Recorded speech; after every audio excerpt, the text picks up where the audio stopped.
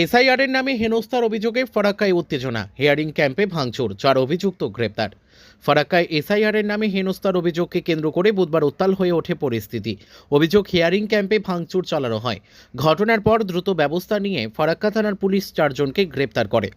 Police সূত্রে জানা যায়, বুধবার সন্ধ্যায় ফারাক্কা ব্লকের বিডিও এই ঘটনায় ফারাক্কা থানায় এফআইআর দায়ের করেন।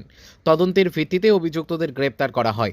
বৃহস্পতিবার পুলিশ 4 অভিযুক্তকে জঙ্গিপুর আদালতে পেশ করে। ঘটনাকে কেন্দ্র করে এলাকায় চরম উত্তেজনা ছড়ালেও বর্তমানে পরিস্থিতি নিয়ন্ত্রণে রয়েছে। আইন শৃঙ্খলা বজায় রাখতে বিডিও অফিসে পুলিশি নজরদারি বাড়ানো হয়েছে।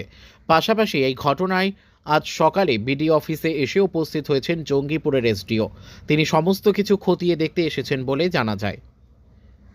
মুর্শিদাবাদের ফারাক্কা থেকে জয়ন্ত রায়ের রিপোর্ট, बिग न्यूज बांग्ला।